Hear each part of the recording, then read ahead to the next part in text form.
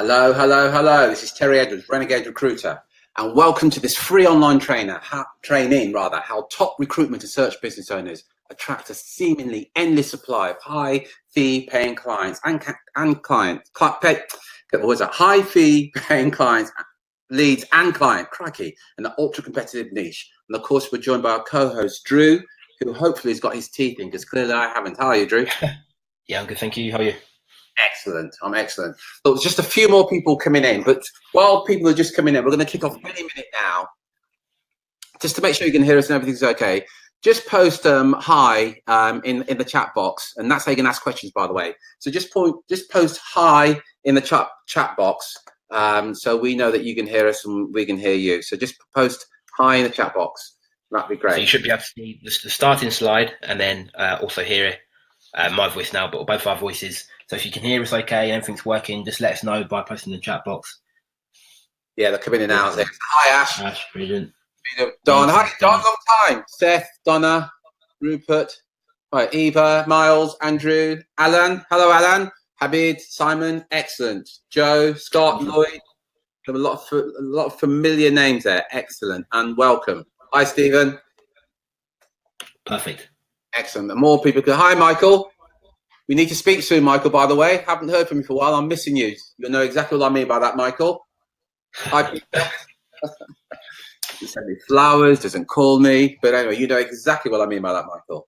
Aaron. Hi, Aaron. Awesome. So everything's working. So yeah, look, it's 2 minutes past now. We'll get right into it. Look, here's some of what we're going to be covering today. So you're going to find out what your clients are really looking for and how to give it to them on a silver platter so they buy from you over your competitors, even if you charge a higher fee. We're going to be revealing why most firms get overlooked and ignored by their ideal clients and what you can do about it. We're going to be looking at how to ensure your ideal clients come to you when they're ready to buy, how to generate high quality inbound leads, even in the most competitive sectors. You're going to find out why most recruitment and search business owners attract clients the slow way and how to switch your client attraction into warp speed. Plus, at the very end of this webinar, so we've got nothing to sell to you at the end of this webinar, but we do have a free bonus for a limited number of people. So if you're interested in that, look out for that as well. Anything you want to add, Terry? Yeah, just to add to that, there's nothing to sell, so put your credit cards away. There's absolutely nothing to sell, but we do want to give you something away free at the very end. So I know some of you are thinking, oh, I've got my credit card ready because they're going to want to sell me something. We've got nothing to sell, but we will give something free at the very end. And it's only for a select few as well. So I'll hand over to you, Drew. Let's rock and roll. Brilliant. So the reason that we decided to put this webinar on today, or this free training on, is because as a lot of you will know, we speak to recruitment and search firm owners all the time, probably in terms of like personal conversations between me and Terry, probably more than anybody else in the industry. And one of the big complaints that we're constantly getting is how do I get more clients? How do I get more leads? And just for clarity, when I say clients here, I'm not talking about someone who's given you and however many other recruiters a job order. I'm talking about someone who's actually paid you for your services. So when I say client, just for clarity, I'm talking about someone who pays for your services. And again, as I said, we speak to recruitment search firm owners from all over the world all the time. And what's shocking is just how many are generating less than one genuine opportunity to close a new client every week. And many are creating just one per month. And every now and then you'll get a month where you create zero. And again, it's not to say that they're struggling. So most of these recruitment and search managers are doing okay, making north of six figures. But the big problem that this causes is lack of growth. So what happens is you end up stuck, not moving, not improving, just sort of treading water, just sort of staying in the same place. Now, the answer to that is to get better at the skill, the art of bringing clients into your business, bringing high fee paying clients into your business. Terry, anything you want to add to that? Yeah, just the point you made there, that this is about client attraction. We've got to be crystal clear here. They're not a client unless they've paid you. So a client giving you a job order as well as half a dozen other recruiters is not a client. The chance of you filling that, by the way, if you're giving it to half a dozen other recruiters, 1 in 6. I'm talking about how to get marketing so the client's paying you up front, how the client will then value and respect you. And we're going to go into this in a lot more detail. So just be crystal clear about this. And people often say to us, well, it's about finding the candidates. Look, you only have a challenge about finding the candidates if you're competing with a load of other recruiters. This is to stop all that, so you never have to do that. And you'll see as we go along. Cheers, Drew. So, but the reason this happens, the reason that so many recruitment and search managers are unable to get the volume of clients or the quality volume of clients that they want is because as an industry, our marketing sucks, right? It's boring. There's nothing really inventive about it. Everything is just boring and mundane. It's everyone copies each other, right? So it's almost incestuous. What most of us tend to do is a lot of people come into the industry having worked for somebody else and they end up copying what the person they worked for did, or they end up copying what their peers do. So what it creates is, to start off with, it's boring, but it also creates this, everyone looks the same. And for our clients, for the people that want to pay us, they've got no way of differentiating who is really the best, because it all looks the same and we all look like sort of cardboard cutouts of one another. And on top of that, it's outdated. So we're using the same techniques that we used sort of 20, 30 years ago. And I'm not saying they don't work. What the only point is that the technology's moved on, right? Things are a lot easier. Things can be done a lot faster. So again, Terry, I'm sure you can add to this, but when you're still marketing your business in the way that recruitment and search managers were doing it 5, 10, even 20 years ago, and you haven't moved with the times, if you continue to do that, you're going to end up getting left behind. Terry, anything you want to add to that? Yeah, a couple of points there. First of all, boring. You know, you talk to most recruitment and search firm owners and you say to them, how do you generate leads? They will say this: cold calling, word of mouth, referrals, networking, and chasing job ads. And that's the 5 ways. When I entered the world of recruitment 30 years ago, that's exactly what I was doing 30 years ago. In fact, my very first day, when I first entered search, I was given a Rolodex, and I was told, call these guys and see if you can get business. Now, things were different then, and as Drew's pointed out, not saying that it doesn't work. What we know is it's bloody hard work, trying to do it that way and trying to get business by cold calling. I think the other thing that it's worth adding to this, I'm yet to speak to a hiring manager who said something like, I love getting interrupted by recruiters cold calling me. I've ever heard that. I'm yet to meet a recruiter who actually enjoys receiving cold calls. So it's worth thinking about. You don't like receiving cold calls, but yet some of you are doing it, and hiring managers don't like receiving them.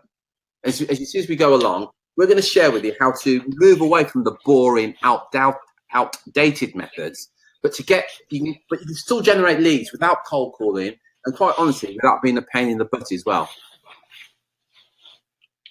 Yeah, awesome. So what we're going to do today is take you through 3 of the key transformations that you need to make with your marketing, with your client attraction. These things that we've seen or helped our clients do and seen them get some amazing results. So we're going to walk you through them, talk about like what they are, why they're important, and more importantly, how you can implement them into your business.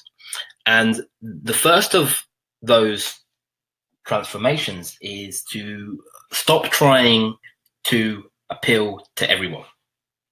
So what a lot of recruitment and search owners do, and what you're most likely doing right now, is that you come into the market with this idea that everybody in your target market, everybody in your sector is a potential client. And because that's the case, you're almost scared to piss people off, almost scared something that will rub someone up the wrong way, almost scared to piss someone off. And you end up looking like every other recruiter. You end up, as we said before, looking boring, vanilla, and not really standing out, right? If you look at anyone who's, again, even in your industry, people who are dominating any particular industry, one thing that they do is they polarize opinion. They've got people that love them and love what they do and love what they stand for, and they've got people that hate them. And although for most people it's uncomfortable to be not liked, we all want to be liked, it's the only way you're going to get noticed is by having your core values, sticking to them, and putting them out in the marketplace. Terry, does that make sense? Yeah, the biggest fear for most people after death is public speaking, and the next one is fear of rejection. And so if you have this fear of rejection, you then try and be all things to all people, and all that happens is you end up being nothing to nobody, as Drew's going to explain now. So with your market, you're going to fall into sort of 4 categories, right? You can either be obscure, which means that they don't, like, this is your ideal client, they don't know you exist, you're obscure to them. You can be hated, meaning that they know you exist, but they don't like you for whatever reason. Probably hate's maybe a strong word, but for whatever reason, they don't want to do business with you for whatever reason. You can be ignored. So when I say ignored, I mean your clients know you exist. They know what you're about. They don't hate you. They don't necessarily love you either. They maybe even buy from you occasionally, but they're not sort of your loyal, raving fans. And as quick as they might buy from you, if one of your competitors speaks to them before you do, then they'll buy from them as well. So sort of indifferent to you. They're ignoring you. Then on the other end of the scale, you've got adored, and you've probably got some clients who fall into this category right now. So I'm talking about the clients who, one, you love working with, the clients who pay you the fees you want, who respect the value of what you do, and most importantly, buy from you again and again and again, and also refer you to their colleagues and peers as well. They love you. They love what you stand for. They love everything you do. And with every single potential prospect in your market, you're going to fall into one of these 4 categories. They're not going to know you exist. They're going to know you exist, but they're ignoring you, and they're sort of indifferent to you. They either hate you or they adore you. And there's a very sort of thin line between being completely obscure and being ignored. And there's a very thin line between being hated or being adored, right? But there's a big sort of wall between being obscure, ignored, and being hated and adored. And what most recruitment and search owners do is they sit on the left side of this diagram, right? They sit in either being obscure or being ignored. And they're scared to sort of cross that bridge, because they know as soon as they cross that bridge, you're going to fall into either one of 2 categories. You're going to be hated or adored, right? What happens with marketing, and you see this a lot in politics, is that the first step is to get noticed, is so people know who you are, know that you exist. But the moment in order to do that, you have to stand for something. You have to put yourself out there. You have to constantly market to your audience. And the moment you do that, you're going to fall into one of 2 categories with your clients. They're either going to love what you say and love everything you stand for, I said before, or they're going to hate it. And what a lot of recruitment and search runners do is that because they're scared of being hated, they're scared of rubbing someone up the wrong way, they're scared of pissing people off, they're scared of losing the odd sale, they actually miss out on being adored, right? Think of any industry, as I said, politics, music, anything. No one is universally loved and no one is universally hated, right?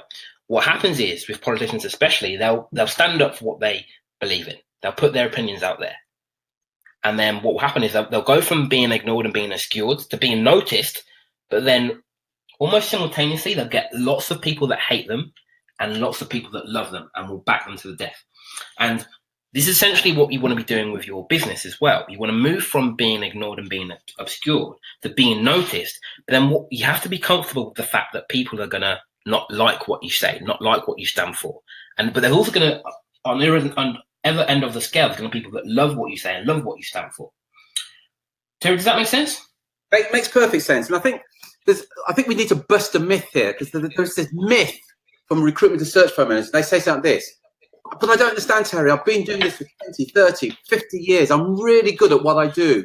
I don't know I can't understand why I'm not dominating my particular niche. And that's BS.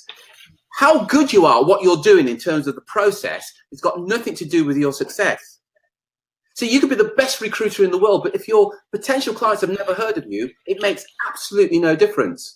And that's one of the challenges. If you're then obscured and ignored, you stand no chance, no matter what your fees are, the size of your database, how long you've been missing. It makes no difference whatsoever. And if you've got any doubt about this, and Drew kind of touched on it, but think of, look, and I don't need to know your political views here, but think of the likes of Donald Trump. Whatever your opinion of Donald Trump, it's quite clear what he stands for. And he is not obscure, and he is not ignored. Whatever your opinion of Mother Teresa, exactly the same. If you've got any doubts about this, go onto YouTube and look at some of the, and you can see some fantastic clips on YouTube. And as you watch it, you think, wow, that's fantastic. And then look, and you'll see that despite the fact you thought this was absolutely fantastic, a percentage of the people will say they don't like it. A percentage of the people will actually dislike that video. The point we're making here, it is impossible to try and be all things to all people. Well, it's not impossible to try that. If you do that, you're going to be ignored. You've got to be prepared to say, this is what I stand for. And we're going to show you a bit later on how you do that in your message. So clients will absolutely adore you. But there will be some potential clients who say, I wouldn't cross the road to talk to those guys, which is absolutely fine. And by the way, they're not clients because they haven't bought from you. You see them as potential clients, but the fact is they haven't actually bought from you. And they may even send you an email saying, I don't like what you're doing. I will never buy from you. I don't know why you should worry about that. Since they've never bought from you in the past, it makes no difference to you whatsoever. Cheers, Drew. Great stuff. So, yeah, look, the point is that no one is universally loved and no one is universally hated, right? But you have to put yourself out there. You have to be prepared to put your head above parapet and be noticed. So the question is, like, what do you stand for? What are your values? How do you see? What's your beliefs in terms of the service that you offer, or service that you should offer? Because in every market, right, there's going to be, well, there's people in the world who share your values and share what you stand for. And there's people in the world who are in your market. And then sort of right in the middle of that, you've got this sweet spot, which is your ideal clients. And what we find is that most recruitment and search firm owners don't really think about their sweet spot, and they think about the market as a whole. And rather than just going after the ideal clients, they're trying to get everybody, as we said, trying to be all things to all people, and end up being vanilla, not really appealing to anybody, and being ignored or being obscure. So if you want to get more people who love what you do, are happy to pay your fees, they're loyal clients and want to buy from you again and again, as well as referring you to their peers and colleagues who, again, share their values, share your values, have the same beliefs that you have, then you need to be prepared to put yourself out there. You need to be prepared to put your message in a place where people can see it. You need to constantly push your message and talk about what you stand for. So, and again, it's going to be different for everybody. This is the beauty of it, right? So an ideal client for me is going to be a nightmare client for somebody else. An ideal client for you is going to be a dream client for somebody else, one of your competitors maybe. So it's not, it's different for everybody. But what are your values? What do you stand for? And it could be something around your fees. It could be that you want to charge 30%.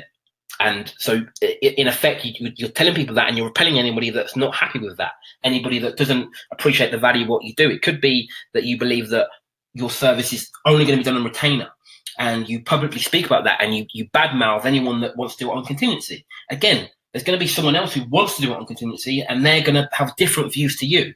And the clients who agree with those views are going to be drawn to them, and the clients who agree with your views are going to be drawn to you. Right? No one is universally loved and hated, but you have to be prepared to put your beliefs, what you stand for, out there. Otherwise, you end up being vanilla and appealing to nobody. Again, can I just check in? Does what we said make sense so far? Can you just type yes in the chat box if it makes sense? And if not, again, we'll explain a bit more. Terry, anything you want to add to what I said there? Yeah, so two things. Yeah, please let us know in the chat box. I was going to give you an example a bit earlier. One of the things that we do for our clients, we do copywriting for them, and one of the things that we talk about is their ideal client. And here's an example of the sort of letters and emails that we send, that we write for our clients once they tell us who their ideal client is. And in his email, he said this: look, if you're a hiring manager and you buy on price and price alone, please ignore this. If you're a hiring manager, you only want to deal with the big, dumb, multinational search firms, please ignore this. if you're a hiring manager who doesn't value or respect what search firms, what we can do for you as an organization, please ignore this. So he's crystal clear about who he wants to repel. He then went on to say, now, if you're a hiring manager and you're looking for the top 3% in this particular industry, please read on. If you're a hiring manager and you appreciate working with a boutique search firms that will focus purely on your requirements, please keep reading. And if you're a hiring manager who is looking for a partnership with a search firm, keep reading. So he's made it crystal clear. He has this, we got crystal clear about who his ideal client is. And you then deliberately want to repel those clients who don't value what you do, who buy on price alone, or whatever it is, as Drew said, it's very individual. But you've got to get crystal clear about who your ideal client is. You've got to get absolutely crystal clear. And I promise you, once you get crystal clear about this, and once you can communicate that message, is to you say, these are the kind of clients I want to work with, and these are the kind that I don't want to work with. I promise you this, you'll get less resistance to your fee. If the client says to you, well, I can get it cheaper elsewhere, you say to them, of course you can get it cheaper elsewhere, but you can't get me elsewhere. Now, if you want to buy purely on price, let's end the conversation now. If you're looking for the top executives or candidates in this particular role, let's keep talking. But it makes the whole conversation and the whole process so much easier when you know what your ideal client is and you communicate that to your market. Yeah, and again, if you're working with clients right now who are what we will call nightmare clients, or to you, they're nightmare clients. And again, it's different to everybody what a nightmare client is. What you need to understand about the clients that you have in your business, clients that you're currently working with, is, well, there's 4 things you need to stand. Like, number 1 is that you attract them, right? The messages that you put out determines the type of people that you speak to about your services, the type of people that are reaching out to you. Like, you attract, the first thing is you attract them. The next thing is you invite them. Again, you do not have to sell to everybody. You do not have to accept anybody's money, right? So if you're working with someone who's not a right fit for you, for your business, for what your values are, it's because, 1, you've attracted them, and secondly, you've invited them, you've actually sold to them, right? The third thing is, if they are a nightmare client and they're behaving in ways that, again, so it could be that they continuously don't give you feedback on candidates. It could be that they're slow payers. It could be that they constantly want to reduce your fees. Whatever it is, right? Whatever a nightmare client is for you. The third thing is you need to understand that you allow them to do this, right? You have set up in your business in a way that you allow people to get away with this behavior. And the last thing is that you tolerate it, right? You tolerate it. Again, you don't have to continue working with any one client, right? So that's the truth about the clients that you currently have in your business right now. So again, just to recap, if you want to get your dream clients, be clear on what your values are. All of your marketing, everything you say, from your emails that you send out, your business card, your LinkedIn profile, your LinkedIn post, what you're saying on the phone, everything is there to attract only your ideal clients and repelling everybody else. Do you have anything you want to add to that? Yeah, so here's some examples of how you can attract, price buyers. So you sometimes see this on recruiters' website. They say things like this: we won't be beaten on price. What do you think you're saying when you say that? You're saying whatever fee you've been quoted, we won't be beaten on it. You're attracting the price buyer. Here's another one: actually putting your fees on your website. Because then what you've said is, treat us as a commodity. Here's our fees. Let's see how we compare with everybody else. It's a bit like when the client says to you, well, it's great talking to you, but send me over your terms, or what are your fees? What the hell? Your fees could be 5% or 55%. Unless you know you can actually meet the client's needs, it makes no difference. And again, when you have that conversation and they ask that question, if you want to repel them, say, look, it makes no difference what my fees are. What matters is whether we can actually meet your needs. And, and it always makes me smile when clients say, I'm working with a real shitty client at the moment, and they don't pay their invoices, or they're a pain to work with and whatever, and they don't return my calls, or don't give me feedback or whatever. It's only because you've allowed it. One of the things that we're very strict on, if we book an appointment with you for 8 o'clock, let's say, and you jump on the call with us, here's the thing. Just to let you know, if you ever get the pleasure of talking to me, I get on the call 5 minutes early. If you're 3 minutes late, I'm going. I'm too busy. But I wouldn't allow that. I wouldn't allow anything but that. I wouldn't tolerate it. There's a saying in business, you should never, ever put anybody on a pedestal. Anybody being your client, your candidate, your top performing consultant. Because the moment you put somebody on the pedestal, all they can do is look down on you. Be aware of that and what's going on. Whatever clients you've got in your business right now, that is your choice, your responsibility. And the same way that you attracted them is the same way that you can repel them as well. And you should do your utmost to be repelling those kind of clients and attracting the clients who are a dream to work with. And we'll show you a bit later on exactly how you can do that. Cheers, Drew. Brilliant. And that really brings us on to the second transformation, right? So the first thing is to move from being ignored and obscure to being known, putting yourself out there, attracting your ideal clients. Once you've done that, the next thing you want to do is focus your time and energy on prospects who are most likely to buy, right? So again, one of the mistakes that we see people make, and again, so we mentioned cold calling earlier, but one of the reasons we sort of steer away from that isn't because the strategy doesn't work in of itself. Like using the phone to reach your clients is a perfectly sane and good strategy. The problem with it is that it's all random, right? If you call 100 people a day, you have no way of knowing whether or not those 100 people, again, they might be in your market, but you have no way of knowing whether or not they have a need for your services within the near future. And it used to be, so 20, 30 years ago, it used to be that we had no choice but to do that. But now we can find out if they've got an immediate need for the services that we offer and only call those people. So it's making a difference between calling 100 people a day, and maybe if you're lucky, 5 of them have an immediate need for what you do, or just calling 5 people a day who you definitely 100% know they've all got a need for what you do, right? It's a better use of time. That's the difference. So what we have is, like, if this pie chart represents your entire market, you've got, and again, the percentages, the sort of the segments aren't necessarily true to your market. It's going to be different for every market, but just to illustrate the point, you've got prospects with no immediate need, right? So they're in your market. They may even be an ideal client for the future, but they've got no immediate need for your services right now. You've got prospects with a need, say 30 to 90 days from now, and then you've got prospects who are ready to buy now. Right, what most recruitment and search owners do is that they spread too thin, trying to go after the entire market. Right, when really what you should be doing is focusing on this segment here.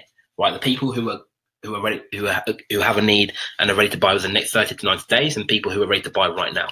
Right, it doesn't really make any sense if it involves manual labor. This is so again, if it's automated, that's fine. But if it involves manual labor, there is no point in you calling prospects with no immediate need. Terry, does that make sense? Yeah, so it's just to recap on what we said earlier. If you think about it, for a client to engage you, there must be a need. They must know you, like you, and trust you. So the first thing you've got to do is identify those prospects that actually have a need for what you do. And as Drew rightly said, you spend all day on the phone calling how many prospects that you call in a day. Majority of them have no need whatsoever. For what you're offering, and that's why that's the challenge with cold calling. And ideally, what you want to be doing is you want to be talking to those people that at the very least have a need for what you do. And what we do is which we can share with you is how to get those clients that have at the very least have a need for what you do. Because what we find is most recruitment and search firm owners, most businesses, if they can get in front of somebody that's got a need for what you do, you're in with a good shout.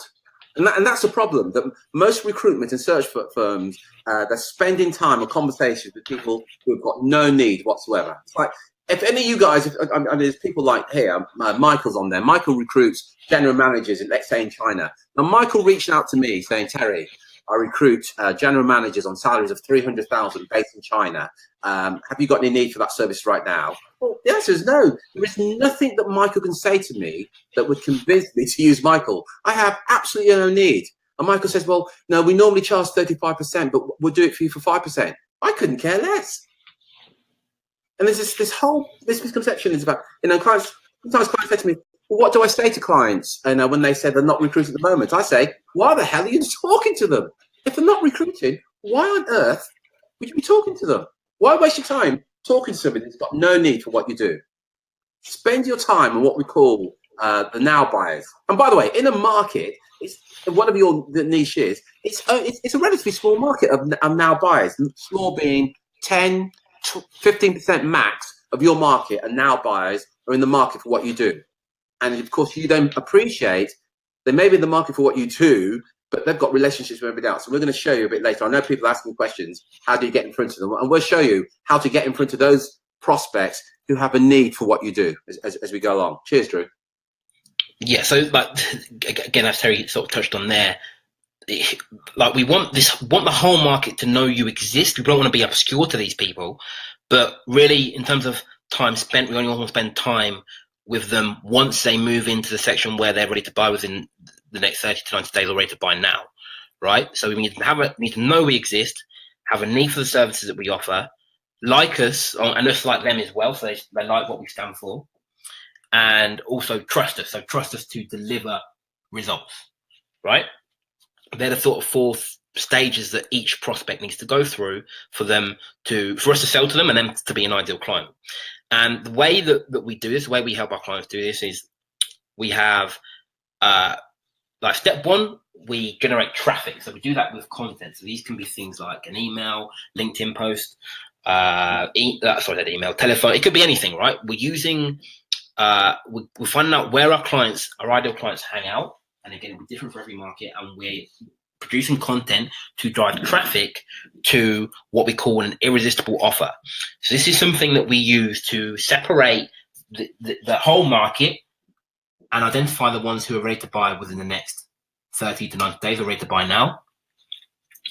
Then you get on the phone with them, or again, it could be a face-to-face meeting if that's the way you run your business. And then the final stage is that you make the sale. So that's literally it. The 4 stages, right? Traffic to the irresistible offer to phone call to sale.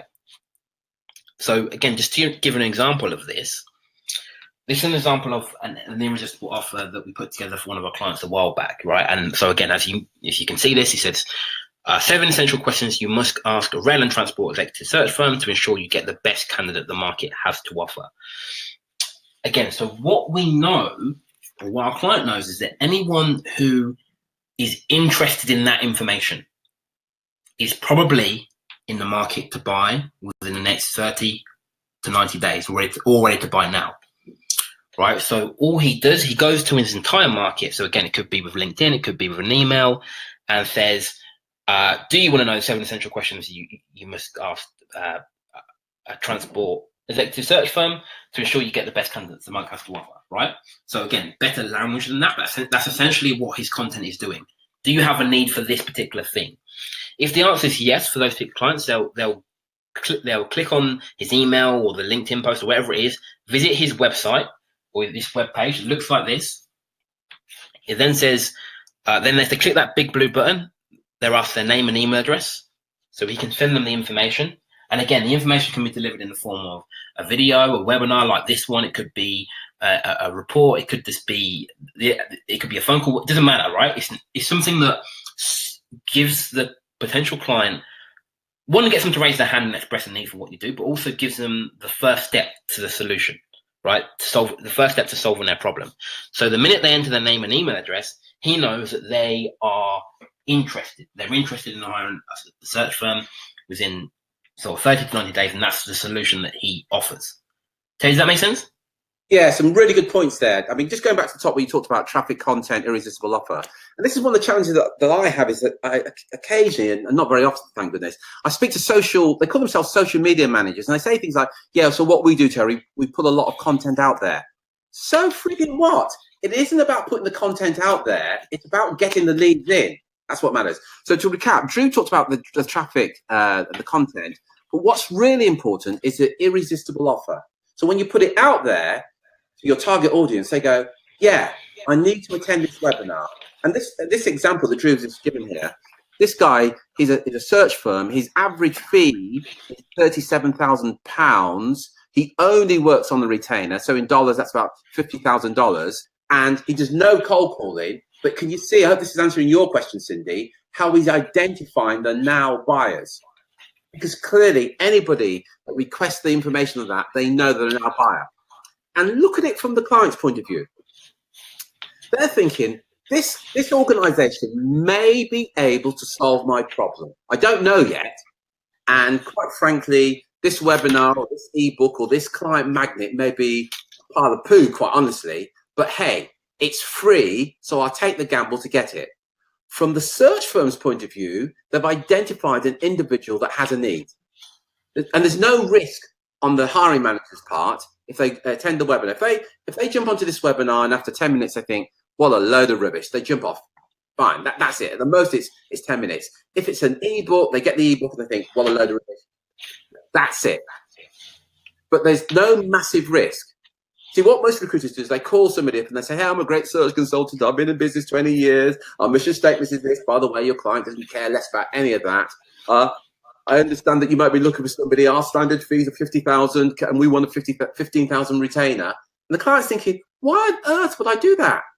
See, they're only going to engage with somebody if they know they're going to deliver. And if they actually have a need and then they know them, like them, and trust that they're going to deliver. So that's the problem with cold calling and doing it. It's a bit like going on your first date, as we often use a joke about, and asking to get married after the first date.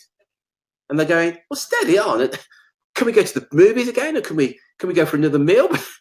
You wouldn't do it on the first date, ask them to get married. Why on earth would you expect somebody to pay you up front from a simple phone call?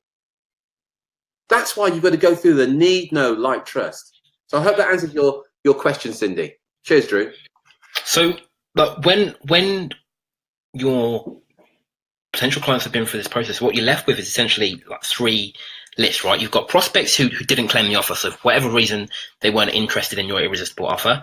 That's fine. They still know you exist, but we're not going to spend our time chasing those people. We're just going to make them maybe more offers in the future, but in terms of our manual time, we're going to ignore them, right? But at least they know we exist. Then you've got another list in the middle here. You've got prospects who claimed the offer, but didn't book a call. So again, just to take it back a step, didn't explain. So let's say this is a video presentation, whatever. At the end of it, our client would say, hey, look, if you're interested in this, here's the 7 questions you need to ask. If you're interested in help with this, book a call. And he sends them to an online calendar, right? And they book a call with it. So again, going back to this, you've got prospects who watched the irresistible offer, it's a video, book, whatever, but didn't book a call. Then you've got prospects who booked a call. Obviously, the ones who booked a call, that's perfect, right? So you're gonna have a conversation with them. If they sort of meet the criteria of an ideal client, you're gonna sell to them, and if not, then that's fine as well. But then you've got this other sort of middle list here, is prospects who claimed the offer but didn't book a call. Now, these are usually the people who are in the market to buy within the next 30 to 90 days, and we don't ignore these people because we know they have a need. So these are the people that we follow up with on the phone. Right, so rather than calling people cold, we're now calling people who, one, we know they have a need, but two, we know they know you exist because they've seen your content, and we also know that, they also know who you are, right? Because they've given you their name and email address, and they've said, yeah, I've got a need for this subject, right? So when you call them, it's not a cold call. It's not you trying to get through to them cold. It's, hey, Mr. Client, I saw that you registered for our video or ebook, whatever it is, about XYZ. Is there anything I can help you with on that, right? So you know they have a need.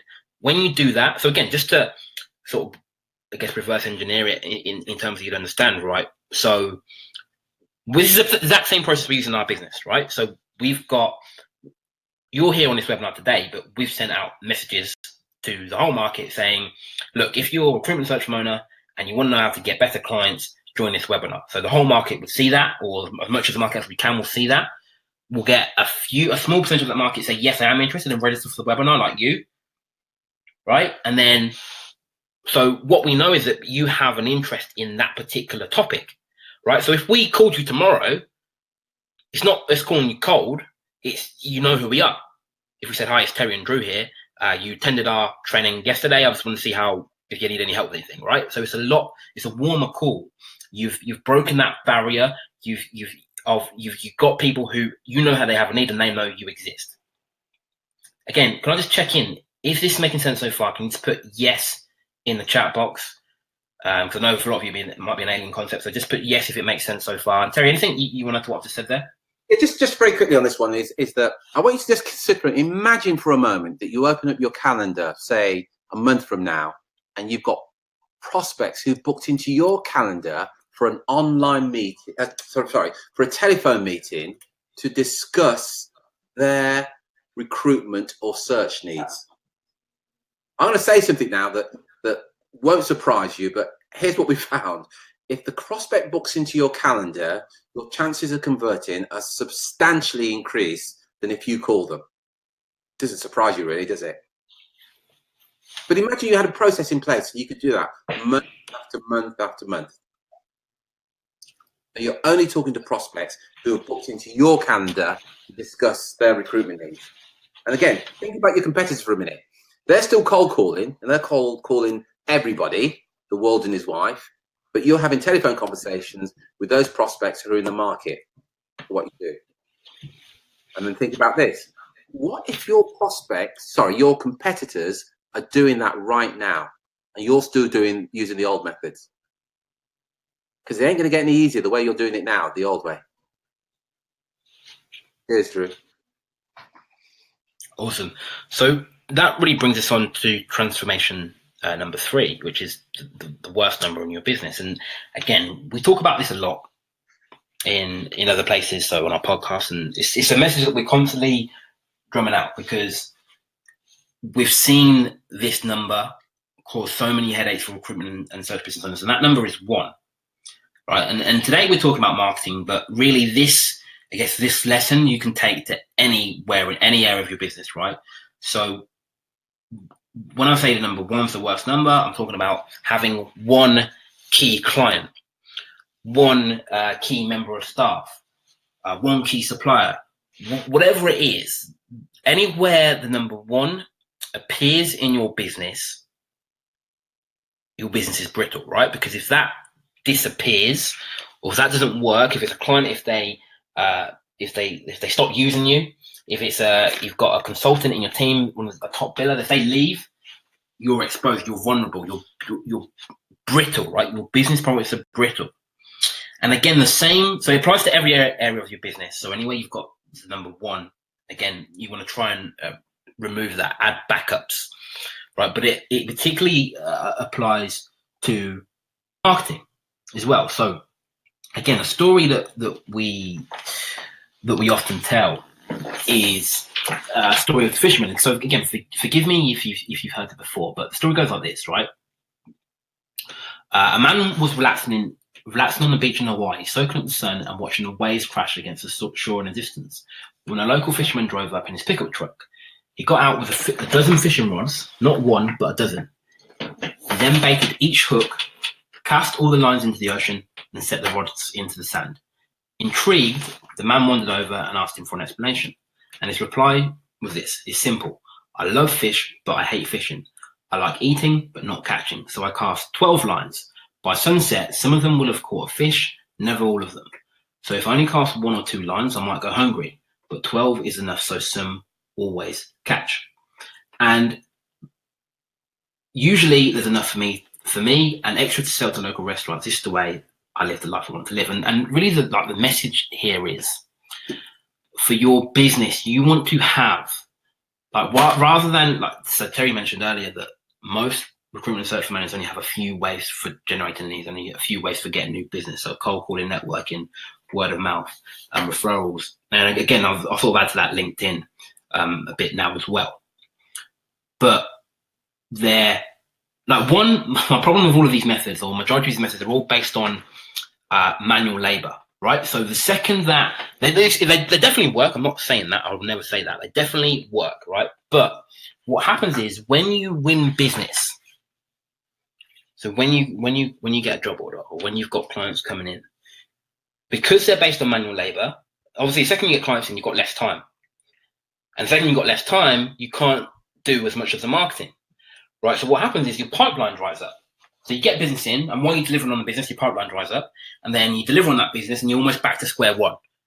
You're starting from fresh. You have to go out and hunt again, right? So what we're saying is you want to have multiple streams of generating business, some that are based on manual labor. So keep the ones that you've got now, but add automated streams of lead flow in your business, so that even while you're delivering on assignments, or while you're on holiday, or let's say, for example, cold calling, 1 month you have a really bad month or bad week, cold calling doesn't work, or you're not relying on your network, whatever it is, you've got others to fall back on.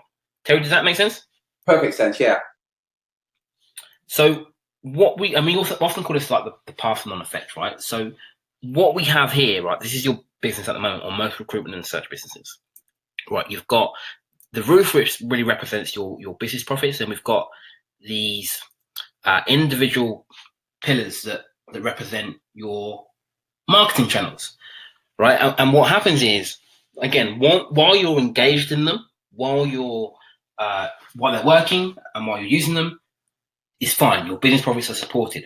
But as I said before, what happens is if you stop, if one of them doesn't work, or one of them stops being as effective for any reason, or whatever it is, they're not as effective, your business profits tumble down, right? What we actually want it to look like is this, right? So again, we still got your business profits at the top, but you're supported by multiple marketing channels. So if one doesn't work, or you've got less time spent on one, you've got these others going on in the background, so your pipeline is always full. And what we want to do is get you to the stage where you have a deal flow that exceeds demand, right? So you've got almost too many leads coming in, too many clients that want to work with you. So we spoke right at the beginning about bad clients, and we went through 4 things about the clients you have in your business right now. So one, you attract them, you invite them, you allow their behavior, and you also tolerate it as well. So they're the 4 things. But what we found is that a lot of recruitment search firm owners, again, you probably know this intellectually. You probably know when you're speaking to a client that's not a right fit, but you feel like you can't turn the business away. You can't walk away from the business. You can't fire that client because you feel like, if I fire this client, where's my next paycheck coming from? Where's that revenue coming from? Because you don't know where your next you don't know where your next deal is coming from, right? So you want to get to a stage where you've got deal flow that exceeds your capabilities, so you've got too many leads coming in that you can't possibly sell to all of them. So you can begin to be more picky about who you work with and only work with the best clients. So if someone's not an ideal client for you, you can turn them away because you know you've got more in the pipeline, right? And you've probably had situations like this in your business before where perhaps in a week you've got 5 client meetings with potential new clients. So you know that at least one of them is going to come through, possibly more, right? Compared to if it's been 2 months and you've had 1 client meeting in 2 months, and you almost have that desperation about you, right? And a lot of this goes on subconsciously. So even if you're trying to control it, it still happens. What we want to get you to the point where you've got deal flow that exceeds demand, so you don't have to go through this, right? You can be picky about who you work with, and you can handpick the very best clients the market has to offer. Again, someone check in. Does what I said make sense? Can you just type yes in the chat box if it does, if what I said makes sense to you so far? Is there anything you want to add to that? No, you covered that really well, Drew, but nothing else to add to that. Excellent. But yeah, please type in the box and let us know. And by the way, if it doesn't make sense, ask any question you want. We're here to answer any questions as well. So any questions you got, please fire away. So great. Yeah, it looks like it looks like Is that your Alexa? That's my Alexa. Yeah, I wasn't even talking to her to give me her opinion, but anyway. Yeah, seriously, it looks like we'll answer the questions. Yeah. So, but any questions, please let us know. Awesome. So look, we wanted to give you sort of the brief overview today, some quick things that you can do, some quick transformations that you can make with this. But what we also said was that those of you who were interested, we have a free giveaway at the end of this webinar. So what we're giving away, so if you're already a client, you're already working with us, again, we can go over this in our code sessions. If you're not working with us currently, what we have is a free lead rush roadmap, where what it will give you is you'll get clear on who your ideal clients are, what they want from your services, and exactly how you can attract them with less work and fewer headaches. You're going to find out how to come up with an irresistible offer that your clients can't refuse, so you can get your prospects with an immediate need to reach out and want to work for you every single day. And you're going to find out how to build a client attraction system that attracts your ideal clients and prospects all year round, so you have deal flow that exceeds demand, right? So again, we've got that as a free giveaway. For those of you interested, again, just curious, if you're interested, can you just type yes in the chat box? Just remember to type yes in the chat box, so if anyone's interested in that. So anything you want to add to what I've said there? No, I think, again, Drew, as always, you've covered it really well.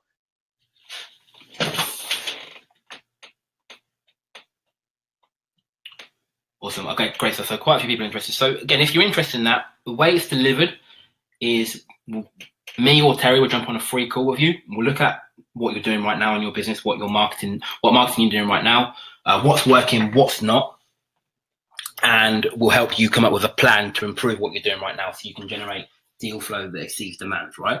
So to get that, just head over to terryedwards.com/clients now. You'll see an online calendar, so the one I was talking about earlier. Book a time slot to speak with me or Terry.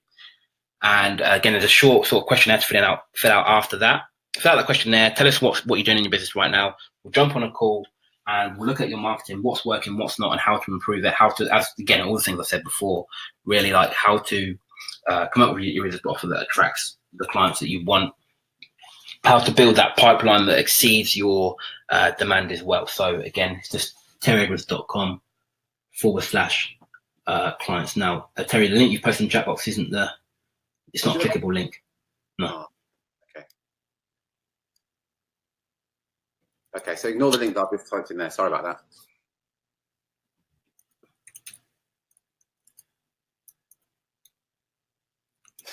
Yeah, so to book a meeting, you've got to be the owner or the director of the business. You must be 100% committed. This isn't for everyone. So if you want to jump onto a call to have a chat and shoot the breeze, I'm really sorry. You've got to be committed. And this is for recruitment and search firm owners anywhere in the world. There's no cost and there's no obligation, but we'll look specifically at your business and we'll share with you some of the things that we've covered today. We're going to share some of the things that we've covered today for your specific market. I was going to say, it's terryedwards.com/clients. Now, again, while we're on the line, if you've got any questions, far away, happy to answer them as well. Again, thanks for those that have sort of claimed your lead rush blueprint roadmap. Look forward to speaking to you shortly. But for those of you still on the call, any questions you've got about this, anything you want to know, far away now. We'll sort of stay on the line for the next, until we run out of questions, really. Yeah. And Michael, I've just got your message, and yeah, we'll sort that out, Michael. You'll know what I'm talking about, Michael. Yeah, and thank you for you guys that are booking in. So that's terryedwards.com/clients now. If you want to get access to such things as the client magnet and how you're going to apply your business, click on that link now and book a no cost, no obligation meeting with myself or one of our members of our team. You've got to be committed to growing your business. You've got to be the owner or director of your business. If you want to identify who your ideal client is, we'll help you exactly on that as well. So again, go to terryedwards.com/clients now and book a call. Thank you very much for those that have booked. Still a few slots left, so go there now and book a call. And any questions, that's okay, Michael. Any questions, far away. Well, I think you did such a great job there, Drew. You've answered all the questions as we went along. You went along. So brilliant, great presentation. Awesome. So okay, if no questions, then we'll end it here. Terry, I will speak with you again soon. Excellent. So thank you very much for joining us. This is Terry and Drew Edwards. Until next time, take care, take action, and be relentless. Cheers, guys.